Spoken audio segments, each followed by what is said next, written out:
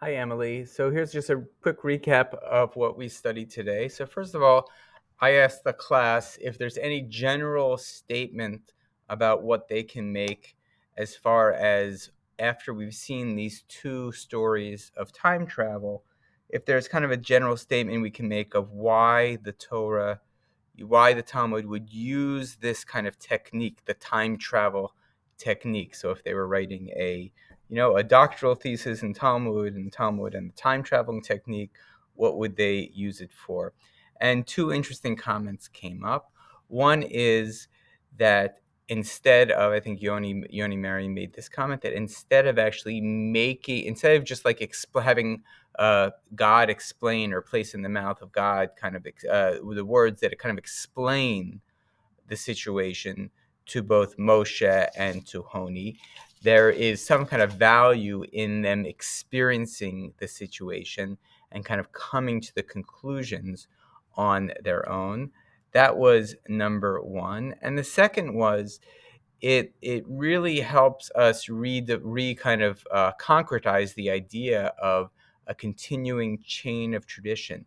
When both of these characters move on in life many years from then, their name is mentioned in the next generations, and in some way, their names being mentioned kind of evokes some type of emotional response, and in a sense that might be the value of this, saying that that there's this ideal of connecting what is now to what was, and that the connection of what is now to what was produces something that is emotionally positive, even if in the end it kind of evokes this little wistful nostalgia for Honi. All right, so now we're moving on to this story, Honi HaMe'agel, the Honi the Circle Maker, which we had a quick read of yesterday. And I basically asked everyone to kind of read through the story again with the following themes in mind. One is that possibly this sugya, this piece of Talmud, is trying to explore a number of different themes, namely, how does prayer work? Who is really in charge? Institution versus rogue miracle workers, arrogance and overconfidence. When does someone become a threat to the community? And I think all of these issues in some way are being played out. All of these kind of ideas are being played out within this story.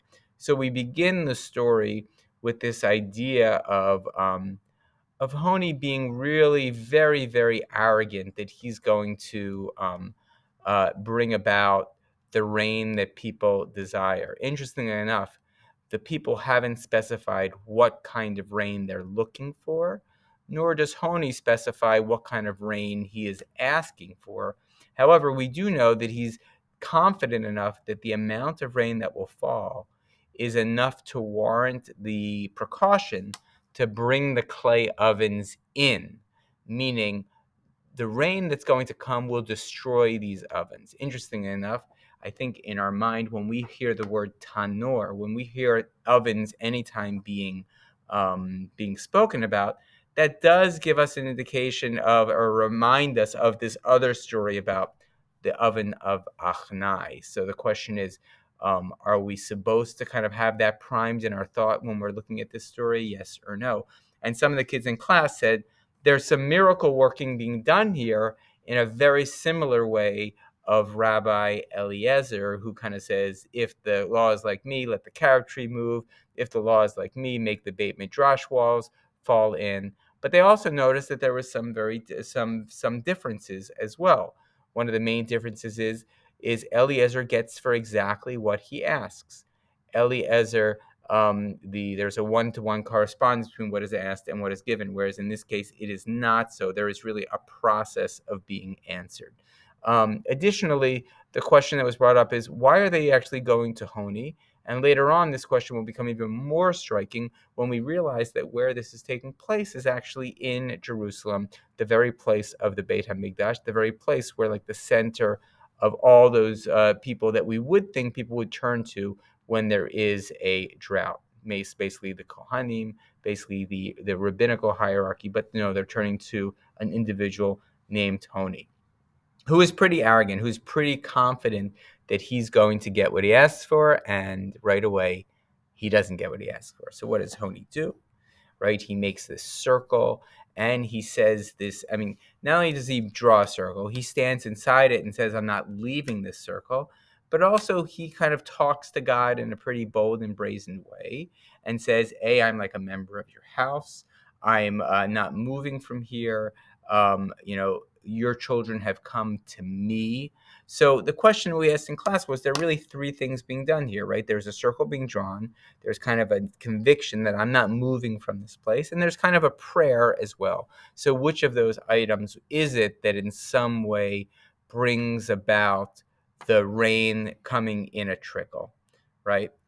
So the rain does come at a trickle. And he says, I didn't ask for this kind of rain. I asked for huge amounts of rain. The question is, um, he's saying this, but was he that specific? No, all he said was bring in the clay ovens. He hinted at the kind of rain he wanted, but he wasn't specific. And maybe this is talking to us about prayer in general and how prayer works. Like, be specific, Honi.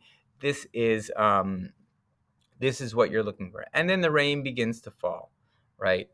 And then all of a sudden, and it falls furiously, and then all of a sudden it's as if actually Honi has overshot what he's wished for. He's actually gone from no rain or a trickle rain to the other extreme rather than finding something in the middle, bringing up kind of the question of, is this how prayer works? Do we kind of set our boundaries first and then kind of come towards the middle? Do our boundaries actually allow us to kind of hone in on what it is we really want? Is prayer in general kind of a process that requires refining and refining over time? And interestingly enough, that we see, like he says, I asked for rain of benevolence, blessing, and generosity, and that's the kind of rain that begins to fall. But this same rain that is unabated, well, actually, this rain becomes actually a rain of curse as well. And we brought this up in class. I think I asked, why of all things is rain being used as our kind of subject matter? And rain has this unique quality of being in the same realm a blessing for many. That same and that based upon quantity, that blessing can become a curse. And when it's lacking in quality, it becomes a curse as well. So it's like rain is weird that these two extremes, complete lack of rain, too much rain, are curses. But in the middle, somewhere in moderation, you get actually what would be called a rain of blessing. Whereas in other elements of our life, when we think of blessing, when we think of material blessing, we think of abundance. And actually, abundant rain is a curse and not a blessing. So just an interesting kind of phenomenon here. Um, then we see actually the people now coming to Honi and saying, stop the rain, stop the rain. And the question we asked in class was, is there something here about what happens when we start relying on people to do for miracles, right? So now not only are we getting their initial request, we're getting them to say, oh, you started it, now stop it, in a way. But it kind of evokes this sense of kind of utter dependency. Once we realize that someone is kind of doing stuff for us, we become kind of take the back seat and they do everything for us, right? Don't stop, do every single thing for us. And then we get this statement by the head of the kind of rabbinic authority saying, I wish if I had power, I would actually, and typically I would actually get rid of you, Honi. I don't want you part of this community. I don't want you part of the conversation. I don't want this as a possibility.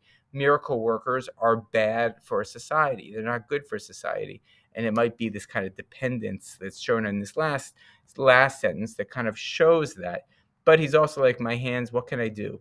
You have this relationship with God that I can't destroy. And that relationship kind of gives you power, gives you authority, makes people kind of want to continue going to you, even though you might not necessarily be part of our system. And so that's really what we got up to, and that kind of helps us finish off this piece about Honi. I didn't bring it up because it was connected to the time traveling, but I brought it up because it's a famous story. Certainly one of the 60 that are of the Talmud pieces that everyone knows. If they know something about Talmud, they know the story of Honi sleeping for 70 years in one night, and this story right here of Honi making rain.